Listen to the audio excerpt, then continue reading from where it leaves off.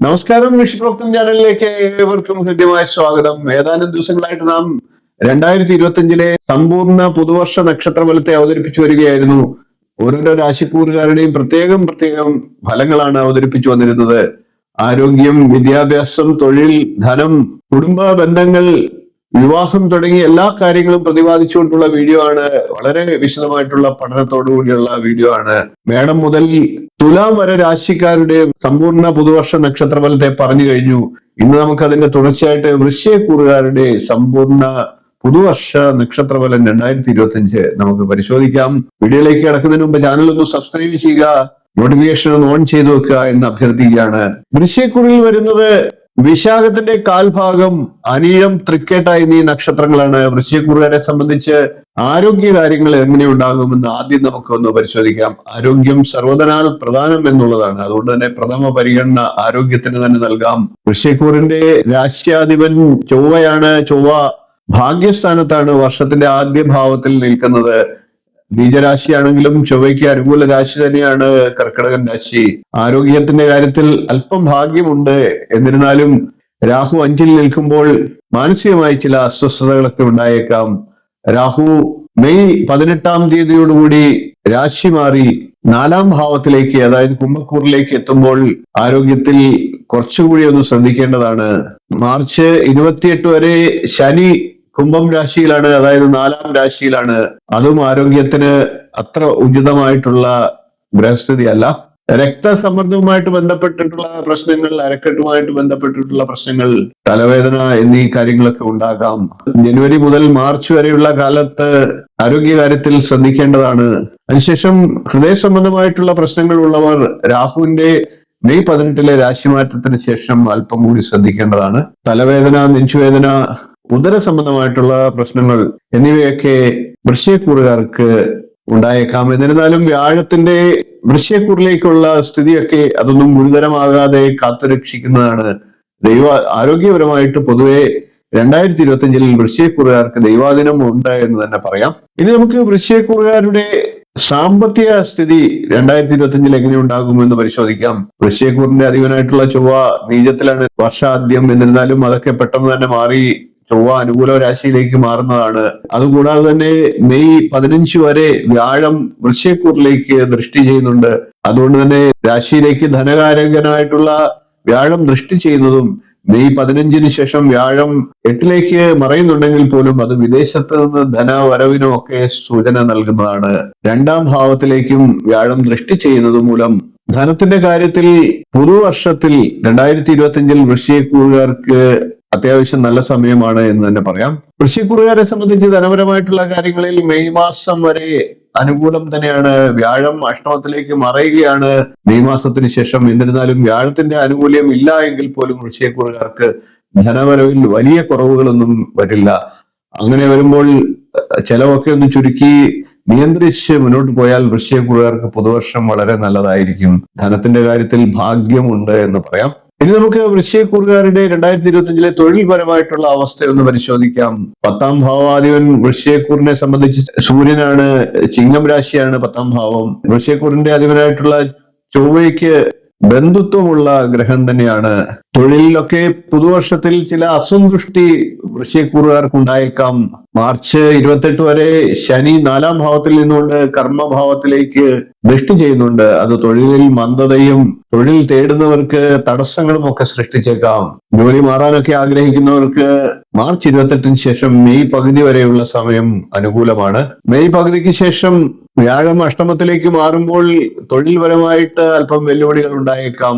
എന്നാൽ ഈ കാലത്ത് വിദേശത്തൊക്കെ ജോലി നേടാൻ ആഗ്രഹിക്കുന്ന വൃശ്ചികക്കൂറുകാർക്ക് അനുകൂലമാണ് താനും. ഇനി നമുക്ക് ബിസിനസ് ചെയ്യുന്ന വൃശ്ചികക്കൂറുകാരുടെ 2025 ഫലം ഒന്ന് നോക്കാം. ഗുണദോഷ സമ്മിശ്രമായിട്ടുള്ള ഫലമാണ് വൃശ്ചികക്കൂറുകാരായിട്ടുള്ള ബിസിനസ്സുകാർക്ക് ലഭിക്കുക. മെയ് പകുതി വരെ വ്യാഴത്തിന്റെ ആനുകൂല്യം ബിസിനസ്സിൽ ലഭിക്കുന്നതാണ്. പുതിയ ബിസിനസ് ഒക്കെ ആരംഭിക്കുന്നതിനോ ഉള്ള ബിസിനസ്സിലൊക്കെ വിപുലീകരണം നടത്തുന്നതിനോ ഒക്കെ വൃശ്ചികക്കൂറുകാർക്ക് മെയ് പകുതി വരെ അനുകൂലമാണ്. എന്നാൽ മെയ് പകുതിക്ക് ശേഷം ഇത്തരത്തിൽ പുതിയ സംരംഭങ്ങൾ തുടങ്ങുന്നതൊക്കെ വളരെ കരുതലെടുത്ത് ശ്രദ്ധയോടുകൂടി വേണം ചെയ്യാൻ. മെയ് 18-ാം തീയതിക്ക് ശേഷം രാഹു രാശി മാറി 4-ാം ഭാവത്തിലേക്ക് എത്തുകയാണ്. അത് കർമ്മസ്ഥാനത്തേക്ക് ദൃഷ്ടിയുണ്ട്. വ്യാഴത്തിന്റെ അഷ്ടമത്തിലെ സ്ഥിതിയുമൊക്കെ മെയ് പകുതിക്ക് ശേഷമുള്ള സമയത്ത് കർമ്മ രംഗത്ത് അസ്വസ്ഥതകൾ സൃഷ്ടിച്ചേക്കാം. ഇനി നമുക്ക് വൃശ്ചികക്കൂറുകാരുടെ വിദ്യാഭ്യാസപരമായിട്ടുള്ള സ്ഥിതി ഒന്ന് പരിശോധിക്കാം. വൃശ്ചികക്കൂറുകാർക്ക് 5-ാം ഭാവാധിപൻ വ്യാഴമാണ്. വ്യാഴം മെയ് 15 വരെ 7-ാം ഭാവത്തിൽ നിന്നുകൊണ്ട് രാശിയിലേക്ക് ദൃഷ്ടി ചെയ്യുന്നുണ്ട്. 4-ാം ഭാവത്തിൽ മാർച്ച് മാസം വരെ ശനിയും അതിനുശേഷം ശനി 5-ാം ഭാവത്തിലേക്കും മെയ് മാസത്തിൽ രാഹു 4-ാം ഭാവത്തിലേക്കും അതുവരെ 5-ാം ഭാവത്തിൽ നിൽക്കുന്നതുമൊക്കെ പഠനകാര്യത്തിൽ വെല്ലുവിളി നിറഞ്ഞ അനുഭവങ്ങൾ ഉണ്ടാക്കിയേക്കാം. എന്നിരുന്നാലും കഠിനാധ്വാനം കൊണ്ട് അതൊക്കെ മറികടക്കാനായിട്ട് സാധിക്കും. അതുകൊണ്ട് തന്നെ വൃശ്ചികക്കൂറുകാർ പുതുവർഷത്തിൽ പഠനത്തെ ഗൗരവമായി കാണേണ്ടതാണ്. കൂടുതൽ കഠിന പ്രയത്നം ചെയ്യേണ്ടതാണ് എന്ന് പറയാം. മെയ് പകുതി വരെ ഗവേഷണമൊക്കെ ചെയ്യുന്ന വൃശ്ചികക്കൂറുകാർക്ക് അനുകൂലമാണ്. വ്യാഴത്തിന്റെ ഗുണഫലങ്ങൾ ലഭിക്കും. എന്നാൽ അതിനുശേഷം അത്ര അനുകൂലമല്ല.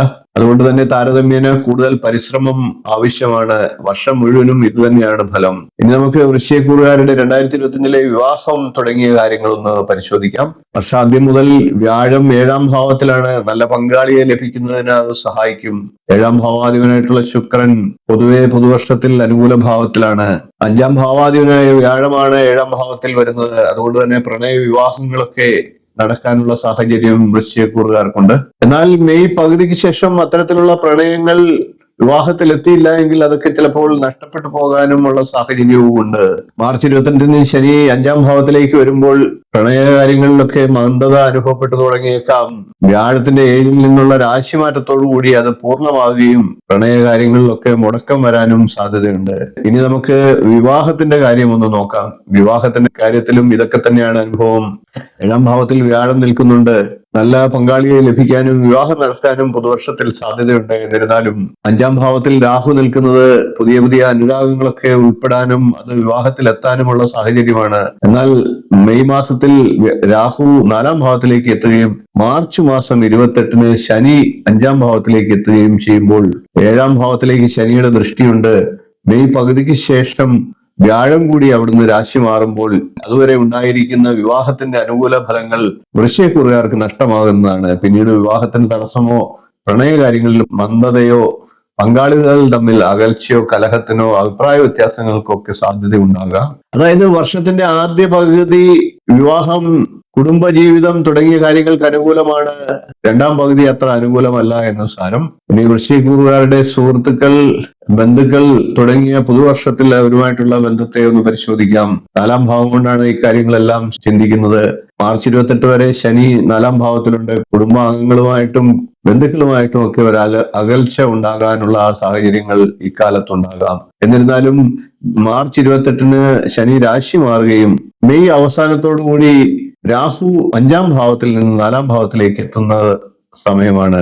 അതുവരെയുള്ള അതിനിടയ്ക്കുള്ള സമയം കുടുംബ ബന്ധങ്ങൾ നല്ല ഊഷ്മളമാകുന്നതാണ്. എന്നാൽ വീണ്ടും രാഹു 4-ാം ഭാവത്തിലേക്ക് വരുന്നതോടുകൂടി കുടുംബാംഗങ്ങളുമായിട്ട് അഭിപ്രായ വ്യത്യാസങ്ങൾക്കും കലഹങ്ങൾക്കും ഒക്കെ സാധ്യതയുണ്ടാകും. പിന്നീട് മെയ് പകുതിക്ക് ശേഷം വ്യാഴം അഷ്ടമത്തിലേക്ക് മറയും. അതും 2-ാം ഭാവാധിപൻ കൂടിയായിട്ടുള്ള വ്യാഴം കുടുംബ ബന്ധങ്ങൾക്ക് കലഹങ്ങൾക്ക് കാരണമായേക്കാം. എന്നിരുന്നാലും 2-ാം ഭാവത്തിൽ വ്യാഴത്തിന്റെ ദൃഷ്ടി വരുന്നുണ്ട്. അതുകൊണ്ട് തന്നെ എത്രയൊക്കെ കലഹവും മറ്റു പ്രശ്നങ്ങളും ഉണ്ടായാലും അതൊക്കെ പരിഹാരമാകുന്നതുമാണ് എന്ന് പറയാം. ബന്ധുക്കളുമായി കലഹങ്ങളും പ്രശ്നങ്ങളും ഒക്കെ പുതുവർഷത്തിൽ ഉണ്ടായാൽ പോലും അതൊക്കെ പിന്നീട് പരിഹരിച്ച് മുന്നോട്ട് പോകാൻ സാധിക്കുന്നതാണ്. പുതിയ മംഗളകർമ്മങ്ങളിലൊക്കെ പങ്കെടുക്കാനുള്ള അവസരങ്ങൾ ഉണ്ടാകും.